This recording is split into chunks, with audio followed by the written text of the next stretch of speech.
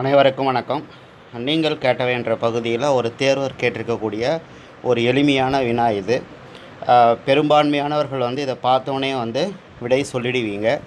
அதாவது find the next term in the serious.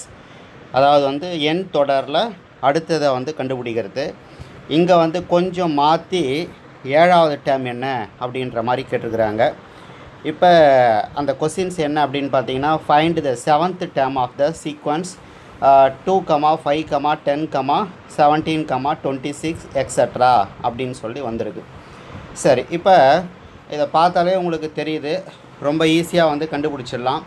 So first 2 கூட 3 கூட்டியிருக்கிறாங்க இல்லையா? ஸோ 2 கூட 3 கூட்டினா 5. அடுத்தது 5 கூட 5 கூட்டினா 10. அடுத்தது 10 கூட 7 கூட்டினா 17. 17 கூட 9 கூட்டினா 26.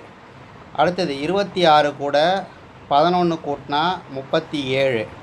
அடுத்தது 37 கூட 13 கூட்டினீங்கன்னா 50.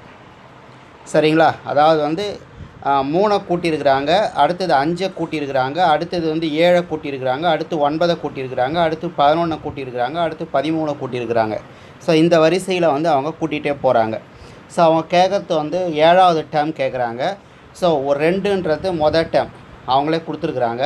இது 2nd டேர்ம், இது 3rd டேர்ம், இது 4th டேர்ம், இது 5th டேர்ம், இது 6th டேர்ம், இது 7th டேர்ம். அப்போ 7th டேர்ம் என்ன அப்படின்னா 50.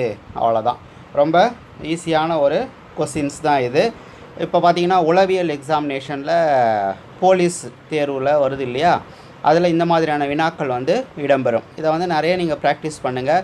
அந்த டைமுக்கு நமக்கு அந்த லாஜிக் நமக்கு கிடைக்கணும். கிடைச்சதுன்னா ஓகே, ரொம்ப ஈஸியாக இருக்கும். ஆனால் ஒரு சில நேரங்களில் என்ன செய்ய முடியாது, அந்த நேரத்தில் கண்டுபிடிக்க முடியாது.